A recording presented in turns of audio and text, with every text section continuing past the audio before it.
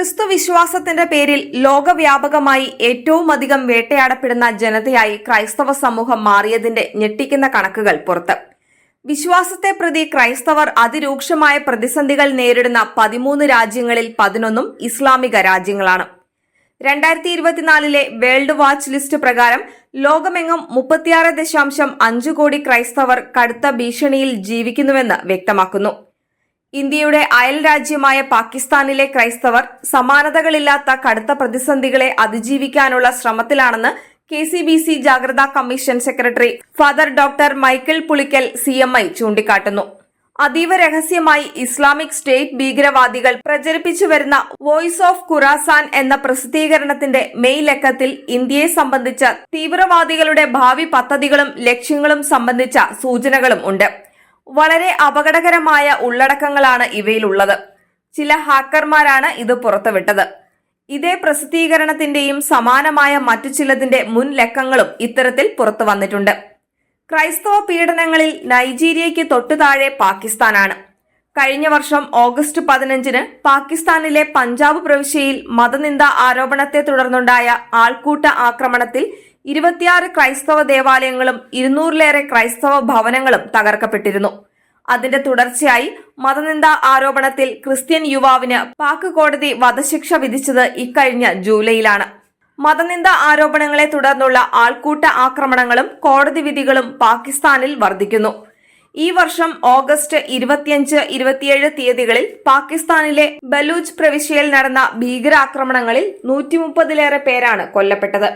Somalia, Libya, Eritrea, Sudan, Iran, Afghanistan, Syria, Egypt തുടങ്ങിയ രാജ്യങ്ങളിലും അവശേഷിക്കുന്ന ക്രൈസ്തവർ ഏതു സമയത്തും ആക്രമിക്കപ്പെടുകയും വധിക്കപ്പെടുകയും ചെയ്തേക്കാം എന്ന ദയനീയമായ സ്ഥിതിയാണ് ഉള്ളത്. വേൾഡ് വാച്ച് ലിസ്റ്റ് റിപ്പോർട്ട് പ്രകാരം 2023 മാത്രം 4998 ക്രൈസ്തവർ കൊല്ലപ്പെട്ടു. 4125 പേർ തടവിലാക്കപ്പെട്ടു. 14,700-ലധികം ക്രൈസ്തവ ദേവാലയങ്ങളും സ്ഥാപനങ്ങളുമാണ് ലോകവ്യാപകമായി ആക്രമിക്കപ്പെടുകയോ നശിപ്പിക്കപ്പെടുകയോ ചെയ്തിട്ടുള്ളത്. മുൻ വർഷത്തേതിനേക്കാൾ വൻ വർധനവാണ് ഇത്തരം അക്രമ സംഭവങ്ങളിൽ ഉണ്ടായിട്ടുള്ളത്. 2022 സ്വന്തം നാടും വീടും ഉപേക്ഷിച്ച് പലായനം ചെയ്തവരുടെ എണ്ണത്തിന്റെ ഇരട്ടിയിലധികം 2023 പലായനം ചെയ്യാൻ നിർബന്ധിതരായി എന്നും കണക്കുകൾ സൂചിപ്പിക്കുന്നു. കലാപങ്ങളും കൂട്ടക്കൊലകളും മാത്രമല്ല, ഭീകര സംഘടനകൾ ലക്ഷ്യം വെച്ച രാജ്യങ്ങളിലെ സ്ത്രീകളും പെൺകുട്ടികളും നേരിടുന്ന സമാനതകളില്ലാത്ത ക്രൂരതയും ലോകത്തിന്റെ കണ്ണു തുറപ്പിക്കേണ്ടതാണ്.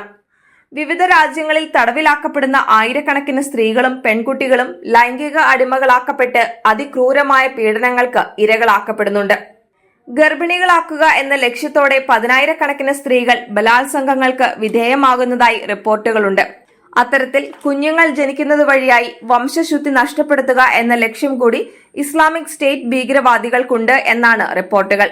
നൈജീരിയ, ഈജിപ്ത്, പാകിസ്ഥാൻ തുടങ്ങിയ രാജ്യങ്ങളിൽ അനേകം പെൺകുട്ടികളെ തട്ടിക്കൊണ്ടുപോയി നിർബന്ധിത മതം മാറ്റത്തിന് വിധേയമാക്കി വിവാഹം ചെയ്യുന്ന സംഭവങ്ങൾ സ്ഥിരമായി റിപ്പോർട്ട് ചെയ്യപ്പെടുന്നുണ്ട്. നൈജീരിയയിൽ വർഷങ്ങളായി ഗർഭിണികളായ സ്ത്രീകളെ തട്ടിക്കൊണ്ടുപോയി ഗർഭഛിദ്രം ചെയ്യുന്നതായി ആംനസ്റ്റി ഇന്റർനാഷണൽ ഉൾപ്പെടെയുള്ള സംഘടനകൾ റിപ്പോർട്ട് ചെയ്യുന്നു.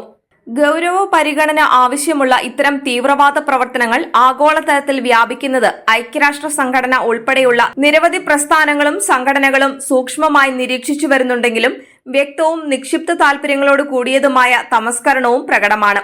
കേരളത്തിന്റെ പശ്ചാത്തലത്തിൽ അത് കൂടുതൽ വ്യക്തമാണ്. കഴിഞ്ഞ ഒക്ടോബർ 7 ഹമാസ് തീവ്രവാദികൾ ഇസ്രായേലിനു നേരെ നടത്തിയ ഏകപക്ഷീയമായ ആക്രമണത്തെ തുടർന്ന് ആരംഭിച്ച ഇസ്രായേൽ പലസ്തീൻ യുദ്ധത്തിൽ ഇസ്രായേലിനെതിരെ പ്രസ്താവനകളും ആശയപ്രചാരണങ്ങളും നടത്തുന്ന വ്യക്തികളിൽ ആരും തന്നെ നൈജീരിയയിലോ കോങ്കോയിലോ സുഡാനിലോ ഭീകരവാദികളുടെ കൈകളാൽ മരിച്ചു വീഴുന്ന 100-കണക്കിന് പേരെക്കുറിച്ച് സഹതപിച്ച് കണ്ടില്ല. ഒട്ടേറെ രാജ്യങ്ങളിൽ ഭീകരവാദികളുടെ ആക്രമണം ഭയന്ന് ഉറക്കം നഷ്ടപ്പെട്ട് ജീവിക്കുന്ന ജനലക്ഷങ്ങളുടെ അവസ്ഥയെക്കുറിച്ച് മാധ്യമങ്ങളും സംവാദം സംഘടിപ്പിച്ച് കാണാറുമില്ല. തീവ്രവാദ നീക്കങ്ങൾ ഏതു കോണിൽ നിന്ന് ഉടലെടുക്കുന്നതായാലും അതിനെ മതരാഷ്ട്രീയ വ്യത്യാസമില്ലാതെ ഒരുപോലെ എതിർക്കാനും തള്ളിപ്പറയാനുമാണ് എല്ലായിടത്തും ജനങ്ങൾ മുന്നോട്ട് വരേണ്ടത്. എന്നാൽ ഇവിടെ അതിന് വിപരീതമായാണ് കാര്യങ്ങൾ മുന്നോട്ടു പോകുന്നത് എന്നതാണ് ദൗർഭാഗ്യകരം. ഇത്തരമൊരു പ്രവണതയ്ക്ക് മാറ്റം വരേണ്ടതുണ്ട്. ചില വിഷയങ്ങൾ ചർച്ച ചെയ്യപ്പെടാൻ പാടില്ല എന്ന നിർബന്ധ ബുദ്ധിയും അപ്രഖ്യാപിത കീഴ്വഴക്കവും തിരുത്തപ്പെട്ടേ മതിയാകൂ.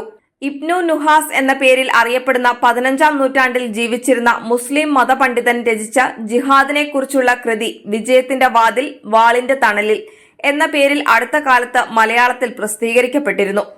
യുവാക്കളെ ഭീകരപ്രവർത്തനത്തിലേക്ക് ആകർഷിക്കുന്നതാണ് ഉള്ളടക്കം എന്ന കണ്ടെത്തലിന് പിന്നാലെ കേരളത്തിൽ അത് നിരോധിക്കപ്പെട്ടു. ഇത്തരം ഗ്രന്ഥങ്ങൾ മുൻപും നിരോധിക്കപ്പെട്ടിട്ടുണ്ട്. രഹസ്യമായി വിതരണം ചെയ്യപ്പെടുന്ന ഗ്രന്ഥങ്ങൾ ഇത്തരത്തിൽ പലതുണ്ടായിരിക്കാം.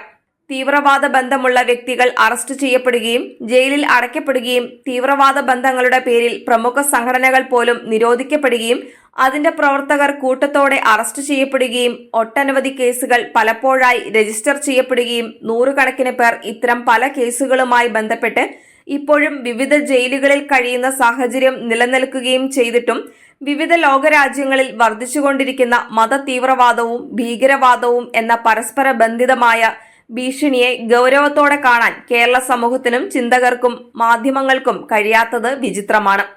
തുറന്ന് ചർച്ച ചെയ്യപ്പെടേണ്ട വിഷയങ്ങളെ അത്തരത്തിൽ ചർച്ച ചെയ്യാനും നിരുത്സാഹപ്പെടുത്തേണ്ട പ്രവണതകളെ നിരുത്സാഹപ്പെടുത്താനും തള്ളിപ്പറയേണ്ടവയെ തള്ളിപ്പറയാനും പ്രബുദ്ധ സമൂഹം തയ്യാറാകണമെന്ന് ഫാദർ ഡോക്ടർ മൈക്കിൾ പുളിക്കൽ ആവശ്യപ്പെടുന്നു.